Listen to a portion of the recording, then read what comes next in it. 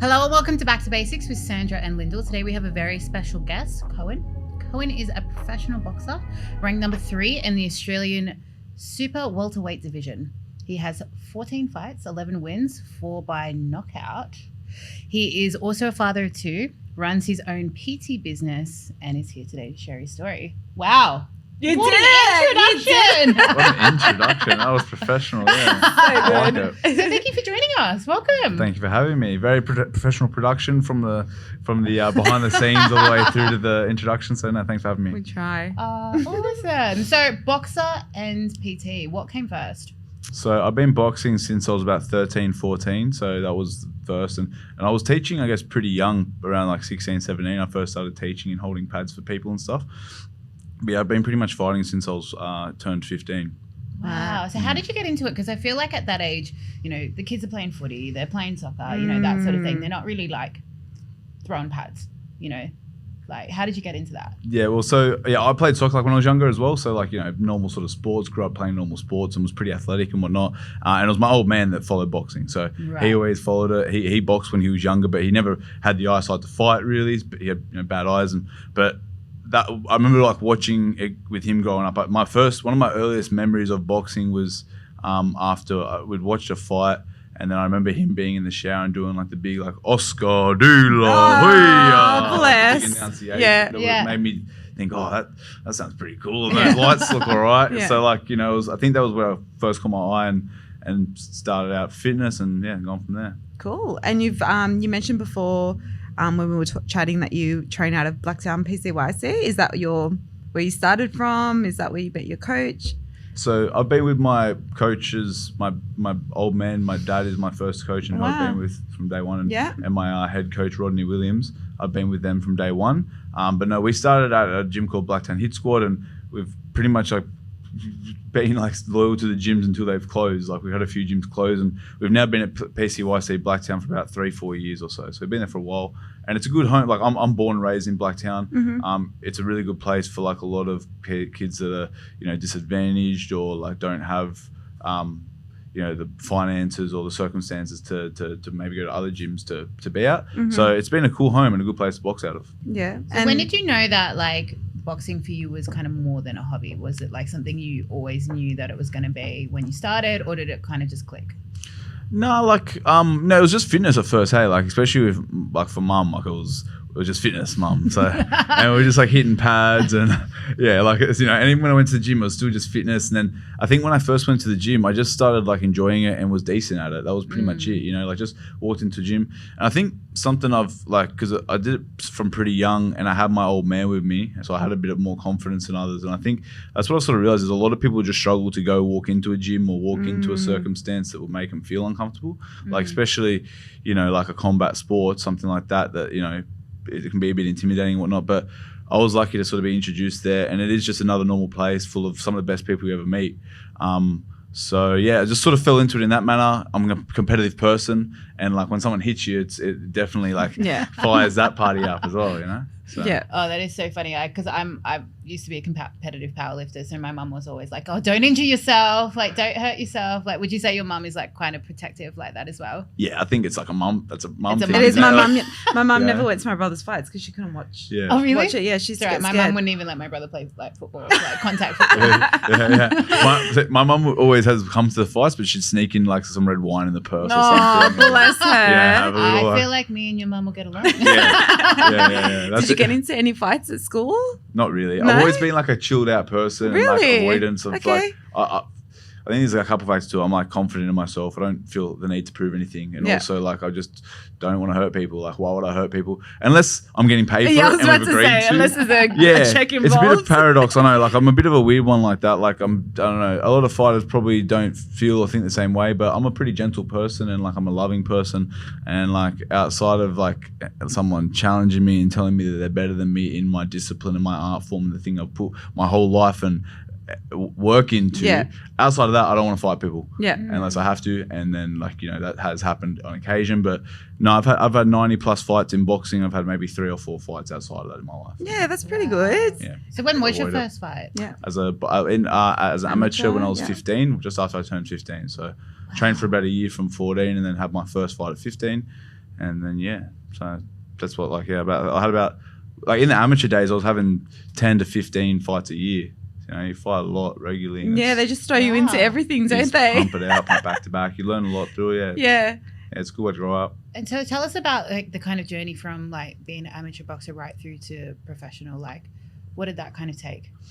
Yeah, a lot. Like it's a long journey, and like it's one of the things I say to a lot of the younger blokes I see in the gym, or the guys that are just a bit less experienced, directly through boxing or whether it's PTing or whatever.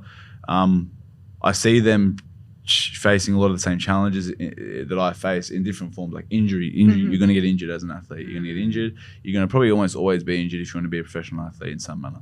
Like losses, bad decisions, blah, blah, blah, blah. You see them all. And the one big thing I say to a lot of the younger guys is that the hurdle will continue to come in infinite shapes and forms. You just got to keep jumping.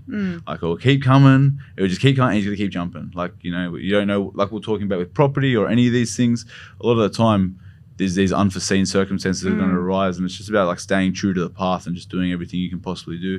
And that's been the big thing is like as I've developed from an amateur to professional, I've lived a professional lifestyle. I've lived as a professional athlete like through my training, and it's just about doing all the right things. Like I've partied, I've done all the wrong things, I've not disciplined myself, and I've lived outside of boxing, and I know that that's the recipe. Is that like if you just follow the path as true as you can, stay disciplined to it, ignore all distractions, you can go far down that path. Is that something you taught yourself, or did you get professional help for that, or did you have a mindset coach or a mentor? Bit of everything. Yeah. Like I've been boxing for 12 years, and through having almost 100 fights and just doing that and getting punched in the face, like that's a good reinforcer for a person. Like, you know what I mean? So like losing in front of people, getting beaten or getting hit, they're both good learning reinforcers. So I've learned a lot through my fighting. I've also like actively seeked that out, like the learning from others. I'm a big believer that you're the average of the top 5 people you spend the most time with. Yeah. So whoever you're hanging around with, and I'm hanging around with dumb. Like I don't know if you guys. You like can. Everyone swears on this. I've hung around a lot of dumb fucks. Yeah, I've hung around with dumb fucks. I've done the wrong thing. I've hung around with people that are just floating through life. And like one thing I continue to do these days is put myself in bigger rooms. Like make myself the smaller person in the bigger room. Instead of being the big fish, small pond. Feel the other way. Like feel where you're like under pressure. Yeah. You got to perform, and like maybe people are looking at you like, "God, this guy here." Like that's good. I'm happy there, and I want to be there. I think that's one of the biggest keys for that whole growth thing. And so, I think it's both. Like I learned it through doing it and just through watching and hearing and being told it. Yeah. Do you feel like you've run into any obstacles like injuries and, sort of things that perhaps have slowed down your progress to being a professional boxer? Yeah, heaps. It's something that, I reflect on my career and how I've gotten to where I've gotten sometimes and think, I wish I just, there's parts of me that thinks, I just wish I did everything right and just box and just stay. But then also I wouldn't be who I am now. Hindsight. You can't wish anything away. It's all for a reason. I'm a big believer in all that stuff too. But like the obstacles, there's been some massive obstacles. Like I broke bone off my hand, had to have surgery when I was 17. Like my parents aren't in a great financial position. They forked out 10 grand and I was off boxing for 10 months, trained every day with one hand and, like make my way around it. And I broke that hand over and over. I've had mental injuries too. I've had like mental, health issues and drug addiction and kids is hurdle after hurdle. But that's what I mean is like, that's why I just try to say to people, whenever I see someone like fall off their path, it's a shame because that's the biggest thing is consistency and just continuing on. And how have your relationships changed over that period? Like you would have lost friends, gained friends, your partner, like how is that? I think that's the biggest thing. Like when people say, oh, like who are you going to get on to your podcast? And they're like, oh, these famous boxers or athletes. And I'm like, I want to actually know about the partner side because they're the unspoken about, and they're the real heroes because they have to go through the weight cuts, all the training, look after the kids while you're busy. Like how do you maintain like being a father and a partner during that period, and how important it is to have such a good person in your corner, like at home? Yeah, it's as you said, something that people don't realize, I think, but it's a team sport. Like as much as I get in there and I fight and I compete, the amount that my partner Brianna does and has done through the years, we've been together since we were kids, pretty much. She's been there the whole journey. She's seen it all, and there's periods where even her sort of belief was waning, maybe, you know, like, because that's what chasing a goal and a dream. It starts with you. You know the dream, you see it, you can envision it. You might not even have the confidence to speak it, and you just have to do it and believe it. And then slowly other people believe, and the closest people might not. But you know, she's always believed in me and stuck true, and now we're starting to reap the benefits of it. The amount she has to, it's a two-person game. Like, as much as I'm working 2 jobs and doubling down and putting in all this extra effort, she has to do the same. Yeah. Especially when we're raising family and whatnot. And like in regards to like how that's affected relationships in general, and I guess like maintaining just like being a normal person in life as well as a fighter. Yeah, that's something like I struggle with that heaps at points. Like being able to put my personality in boxes, like myself in boxes, is sort of how I've put it in my head. Okay. Like trying to be a fighter, someone who's got like no, is like a shark. The way I look at it, it's like a shark going to kill. You know, no emotion. Think about like a shark going to get like it's not going through like I'm a shark. It's that would be me as a shark. Yeah, singing. Yeah, You're imagining it, aren't you? Yeah, I am. It's actually singing true. along, enjoy. Yeah, but you know, like you think of a shark, it's black-eyed. It's just going to do what it has to do. That's a fighter, you know. It's just like going more to do white what it has mode to do. almost. Exactly. So and then Yeah. being a father and trying to be like raise little children is the exact opposite. Yeah. And like I've been like the wrong You're like a people bear. in the wrong times. Like a Yeah. little- Yeah. Yeah, you want to be like like loving, cuddly, safe, and then just being like a normal person with friends and family. It's definitely been hard over the years. And I think the way that I've looked at it over the years is that life becomes more streamlined as you get older. You know, like it gets more. Each action becomes like more streamlined and more valuable. You know, so the people you interact with, you have less friends, but they're good friends. Valuable, and yeah. like the people, and then you know who you are more. You're more streamlined. And because you're more streamlined, you know who you are more. Everything else sort of follows suit. Friends is one of those. And yeah, it's like funny. It's one of those cliche things. Hey, of like success, you lose friends, you're gonna outgrow people, blah blah blah. I think it just comes down to it's very hard to be a herd person and an individual at the same time. Like, how can you separate yourself from the herd and be an individual and grow and prosper and do you, and also like hang with herd. Everyone. Yeah, that's right. And did your friendships change, or people that you hung around with change, like when you were winning, and then obviously you've experienced losses as well?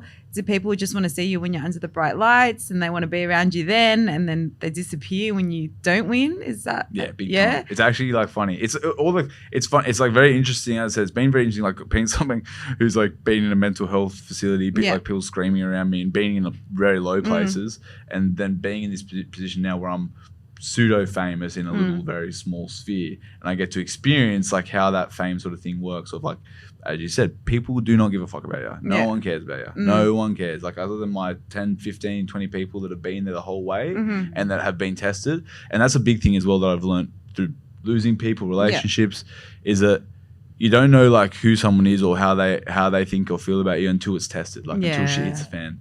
You know, like until shit hits the fan in some manner. I refer to it like the way that I refer to my family, or like my like best, closest people, the people that I would like trust it, people that I would have in the trenches. Think about like wartime, if you're like literally in the trenches and like they would die before you, they would die before, they're not gonna like break, they're not like weak people, they're not like self-centered, whatever. That's how I think about people now that are close to me. But yeah, you see, like for sure, it's fun. It's actually almost laughable. Some of the people that like don't want to talk, that turn their back on you in hard times and basically like shit on you. And then after I win fights, I get texts from people that like the last message was basically like, blah, blah, blah, blah, like, you know. And then then I win a fight, and then they're like, great win, whatever else. I'm like, bro. I'm like, you're so long gone in my life. Like and the thing is, I know that person, that sad loser that has to say that negative shit and like hate, whatever, is sitting in the same position. That's why they're like, they're just soul suckers. Like people are they're just soul suckers, those people. So you mentioned drug addiction before. Like, when did that kind of all start for you? I didn't really start taking drugs at all till I was like old, like 18, 20, you know, and I started smoking weed 2021 or so, and then that like eventually rolled into like I guess that sort of rolled me into addiction, because I just started smoking. I like, as my boxing career went, like I think I sort of like, looking back in hindsight, I think I had a bit of like a midlife crisis, sort of like young, like mid early 20s, because I was having my baby. Like my fight career was not where I wanted it. Like I was nowhere near where I wanted. I'd had like multiple bad decisions or losses, just set back, like build myself up, get like my head right. I'm going to do this, and then I just get denied by the universe again and again. And then I was sort of broken down from that. had my baby on the way and was just, as I said, sort of freaking out, smoking like 24/7, smoking weed like 24/7, like wake up through the day at work, smoke all day, all night. It was like, missing training, missing things because of it. What were you doing for work? This is when I worked in property as a buyer's agent. Okay, yep. Yeah, so I worked in property investment for about 5 years and helped people invest in property. So yeah, not the best. Sweet, Not the best smoke weed process. all day. Still help people make money. Hey, I don't know. It says something about me. I'm a performer. I'm a high performer. Oh, funny. I'm a high performer. You're making that green There for you go. sure. Making that green. Yeah, and then like I think, as I said, it was just like me not identifying that I was depressed and like hiding it with things, and then doing more different drugs like liquid G, fantasy, and psychedelics, and like coke, and a bit of everything, pretty Just much. everything that Sort you of can everything, think of. anything, yeah. And then yeah, basically, I just sort of went down a rabbit hole of, I think I was trying to figure out, like, I don't know. I think a lot of things I say sound crazy to a lot of people, but for me, I was really trying to figure out why are we here? Who am I? Where do we come from? What's purpose? What's the meaning of life? Like, where do we go? What matters? Like, because this shit doesn't matter. Yeah. Yeah, exactly. but also like I'd sort of thought about that already Yeah. beforehand, because I was just like, fuck this. Like, this isn't. There's more to this. What is this There's shit gotta be we're a doing? reason. Yeah. And just sort of, I think I was brought up a bit like that. Like my old man and my parents were sort of like anti-establishment a touch, and you were just sort of like, don't question information doctors and whatever. And like I've sort of grown up that way. And then psychedelics, yeah, that very much goes like, why are we playing this game? Yeah. We're playing a game. I really see that in Yeah. high performers though. Like I think we're so focused on, what our end goal is, right? We're kind of always having these conversations with ourselves, like, am I doing what I'm meant to be doing? Like, am I wasting time? I don't have much time, so I need to make sure that I'm doing what I should be doing. What's like, my am I purpose? really happy? What's Yeah. my purpose? And I think, I go through that every time I go on a holiday, really. I'm on this holiday and I'm like, do I want to move here? No. But yeah, no. I think, but Yeah. it's true though. So I guess like going through that phase in your life, how did you pull yourself out of it? It was a long process, and it's like a everyday process. So like what you just discussed, like what you just mentioned there, the way I put that is called self-awareness. Like once you have self-awareness and consciousness, and you're not just a robot or like a sheep, like brainless, asleep person, you have consciousness and awareness. And there's this stigma these days that like anxiety is a bad thing, and we always are fighting against anxiety, and everyone's anxious, everyone's got ADHD, Taking and everyone's medication got something. for it. Exactly. Yeah. Anxiousness is the internal battle between your lower self and your higher self. It's a good thing. You should be having anxiety, because if you don't and you give in to anxiety and you stop the internal battle, you go into depression. When you stop that internal battle and you're not trying to be a better version of yourself, you'll be depressed, because you'll be your lower version of yourself and you just accept things as they are, and now you're a creature of circumstance. Now you're intaking things to keep yourself doubled down and be there again. If you have self-awareness and you develop anxiety because you can be better and you want to do better and whatever, that's a good thing. But then it's hard to manage that, and that's the process, is managing people don't that. have the brain capacity to go through that process. I think they do. I think people are scared. I think that like we're brought up. I think when I look into myself, like, because I've questioned myself, like I've hated myself, like I've wanted to kill myself at points, and like seen myself as like the most disgusting, horrible person ever. And I've also loved myself, like, and been completely enlightened and bliss and just one with the world. And I think like, yeah, being able to identify who you are, and break that right down to that, like that before school, before your parents, before anything was conditioned and taught to you, like, what are we? What are we?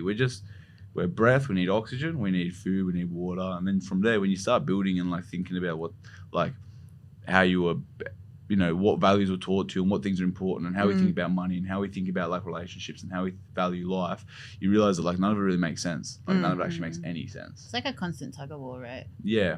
And it was all And- fed to us. It was all fed to us, and we just absorbed it. We didn't question it. And I think now that we're coming to this later part of life where we're kind of detached from our families a little bit and we try and find ourselves, we just start experiencing things for as we are, Yeah, not we're like, is conditioned this what by I any- really want for Yeah. myself? Yeah.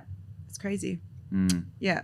So you went to a mental health facility. So I think I was listening to one of your other podcasts with Main Event, maybe. And you said your partner called the ambulance and police. And they came with capsicum spray and all the rest of it. So talk us through that. That must have been traumatic for everyone involved. Yeah? It was. Yeah, it was. yeah, at the time it was like the hardest thing a lot of the people around me had gone through and whatnot. How And old were you? especially like 22 Wow. or so. Yeah.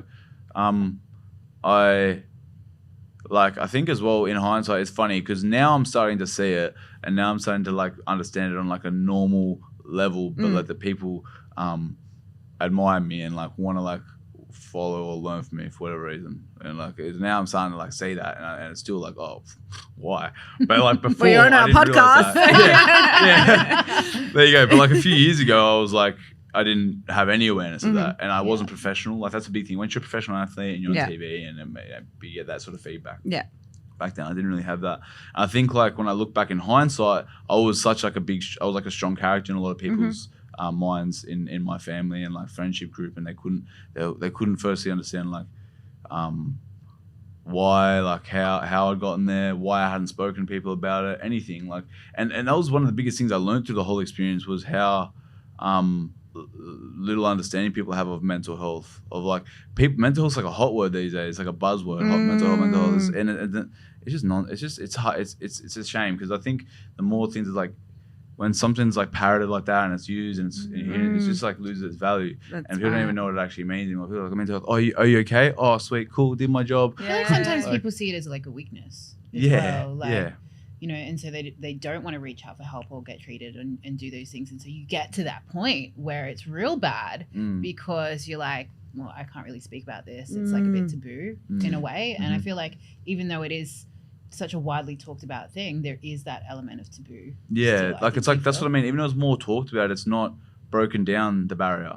You know, like it's more talked about, but it doesn't.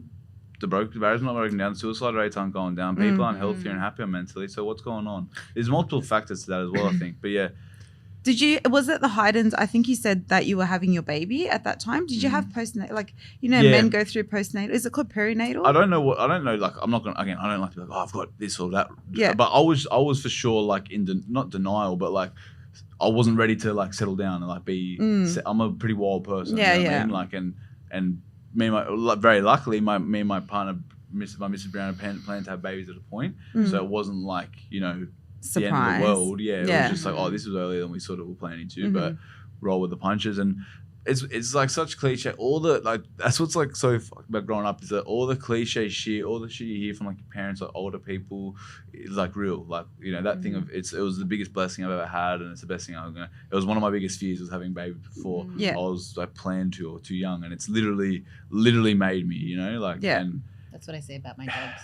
Same almost. A toddler and a dog. Same, almost the exact same. Pet it, you feed it. Almost the exact same. Almost, 100%. Yeah, so. I asked that question because my partner experienced, I think he experienced postnatal depression. He went into a really dark hole. But it's not something that they speak about often. And it's just like, oh, you've got mental health. Take some medication. Take some Lexapro. Yeah, you're fine. Yeah. You know, they don't try and actually say like you've got this and this is what you do and it's normal and it happens. You know, so I think maybe like because again all this stuff like I'm always pondering like why am I doing all right? Like I've been fucking like not doing all right and like what's the difference between me and others? And I'm always pondering this stuff and how can I teach to others and stuff. But I think a big part of that is the fact that, as you said, like a lot of people, especially guys, don't want to be vulnerable. It's hard to be vulnerable. I don't care about being vulnerable because I get punched in the face. I've been dropped by body shots like in the gym, and like I've been embarrassed and like been made vulnerable my whole life. And now I couldn't give a fuck. Like I literally couldn't give a fuck. Like, and how do you create that? Like how do you? Because you can say it, be vulnerable, like But the big thing for me in life as well, as much for anyone, but especially for men, is that there's no tests anymore. There's no like tests, no physical, no strain, no force tests, no like exertion of willpower and like testing of oneself. And once you exert your willpower, you're gonna, you know, like let's say just war. Like the last few generations have grown up in war times or in some sort of war period or famine or hardship, the general population. Well, there you go. That's our version. Which you think about how you think about what the warriors are doing there compared to like the soldiers doing. So like as a soldier, you're gonna go. You're not gonna. Not everyone's a soldier, but you're gonna know who is and who isn't the soldiers. Or if in like if it's physicality and physical combat is in general more accepted and a normal thing in society, more people are more physical. We're gonna know who is and who isn't. You know what I mean? We're going to know where people are at. These days, we don't know where people are at. No. Because information has taken over and it's information and talking and social media, everyone's confused between who is and who isn't. Yeah. And no one even knows. You can just paint yourself as however you want in whatever world you want to paint yourself in. One of the biggest things I love about boxing is that I live in a real world as much as possible. Yeah. And it's so full of fake shit still. It's so full of fucking weak people and like fakers and liars and people that play between the lines. Yeah. But at least it's like, you know that person, like everyone's worked that person. He's like, oh, I wish I could knock that person out. Yeah. And you get to do that. Yeah, this guy, I'll be like, fuck, this guy's a gronk. And I'll be like, oh. Line it up, coach. Line that's it how up. we go. Yeah. So it's a big advantage. It's a lot more real world. But yeah, there's so many aspects there. Yeah, men are confused. Men are like weak. Men are have low testosterone and like soft and scared. And then so women are directionless and then they're looking to other women all the time, or to turn them into, or turn themselves into the man, and like I think that's where all that shit comes from. Because like there's lack of men, Like, the masculine. I totally said before myself, like I'm not going to claim to be as masculine as my dad, like the last generation before, but I'm fucking manly compared to most men. Yeah, and I'm also happy to express myself, emotionally feminine, blah blah, which I think also makes you a stronger man. So yeah. Men's mental health has there's all these campaigns now, and I think it's kind of taking away from the seriousness of it. Like there's all these, you know, they wear jumpers and they're part of this like men's group, and you know, there's a famous one. I think it's like Talk to Me Bro or something living, or like anyway, it's all about mental health. But I think they're making a campaign out of it, but rather than really like getting to the deep issues. I think that's a bit of a thing happening now as well with social media. It's so easy to turn a bad thing into a selling point, like make money off it. Yeah. And like, what's most people's reasoning? Like most people that are like money driven, that are business driven, that are going to like build something big aren't the same person that's like genuinely just wants to like help. Yeah. That person's sort of like doing it, and they're not like, let's build a business and build up like found things and that. Like, so it's like, that's where like, I don't know what I'm going to do and how I'm going to do it exactly, but slowly that's what I'm trying to piece together. Like how to be extremely successful and live the exact lifestyle I want to live, while also like building, giving back, and like not taking, like doing it like in a building mash and giving. How did you get into coaching then?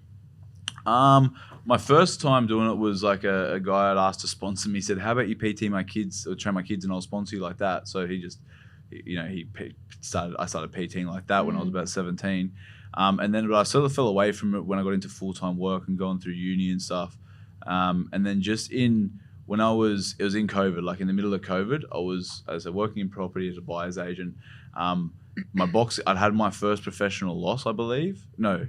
Yes, I'd had my first professional loss, and I'd gone through this mental health stuff, and I'd come through with this new awareness and like realization that like everything's made up basically, and I can make up my own reality if I choose to. And I remember sitting in this meeting. I was sitting in this meeting with pretty much the same people I've been working for years, talking about a similar subject, doing the same sort of thing, and just freaking out, having a panic attack, like just sitting there like nodding, and like I'm just sitting there having a panic attack about my career's not going where I want it. I'm sitting in this shit job, blah blah blah. I have my second child on the way, and we're building our first home, and I'm thinking, fuck this. And then I just quit work, like literally the next day. I didn't tell my missus. It was in the middle of COVID. Had no plan. I had two PT clients that I just started doing. I was like rough. I was like, I'll PT and I'll figure it out. And I just fucking had no money in the bank, had nothing. Was just like couldn't do it anymore. I was gonna it's as much as even if I was going to do something stupid or bad or whatever, it's just like, I can't, like who I am and how I work. Like I get to a point where it's like, I got to make a change. Like I'm going to just, you're at the end. You're at that point. I'm at that breaking point. And I have a tattoo on my arm, and it's one thing I've lived by for a long time, which actually was the thing that made me make the decision, which is no risk, no reward. And I live by that if you don't take risk, you're not going to get the reward. You don't safe person isn't a great person. But I remember seeing that in the mirror as I was thinking about this stuff. I saw it in the mirror and I thought, fuck this, and quit work. Yeah. And then didn't tell my missus for like 2 weeks. Was like figuring out. What were you doing? What were you doing? Whatever you got to do. Something shopping. You make it work. You make it work. luckily, as I said, I grew up in Blacktown, and you figure out how to make it work. But then PT start PTing, just get message gyms, just hustled, and luckily I had like enough of a name sort of in this community to. And what I realized going into it, I was like, I could have done this. It's just self belief. Like it's just someone with 10 fights is an expert in my field. Yeah. And like, say if you're in the top 80% of a field, like which doesn't take necessarily heaps of time and effort, depending on what the industry is. Yeah. You're an expert. Yeah. And it's how to use that. So. Yeah. Nice. Yeah. Well, I remember I was telling my husband that I've got you coming on today. I'm like, oh, have you heard of, Koen? And he's like, oh, he's a sick fighter. He's like, yeah. He's like, and I was like, okay, relax. He's like, yeah, he fought like, we had someone at daycare. His dad used to fight as well as some guy called Saleh. Saleh Osman? Yeah, so him. And he's like, yeah, he fought him. And he's on this card. And I was like, okay. I was like, relax. It's a small world. It's a pretty small, it's a tight-knit community. But it's like, it just goes to show that like you're a respected person, because he like, guys easily pay out people, they're not in the ring, but they can say what they want about people. But yeah, it just goes to show. Well, that's what that's one of the cool things with boxing is like, that whole not getting in fights and not having an ego, whatever else is like. I said, it's a hierarchy. Like the hierarchies in the world don't make sense all the time. Like your boss, your whatever else. You're like, oh, why is this guy there? Like I'm smarter than him. Whatever. Yeah. Boxing, it's like pretty straight up. Like you walk in a gym and everyone knows who's the best fighter, who's the next best, like who's the low, because you just punch fuck out each other. Like what does that feel like? Can we try that? It takes time. Don't come near me. I just got my nails done. Yeah, no, I don't want to roll down. No,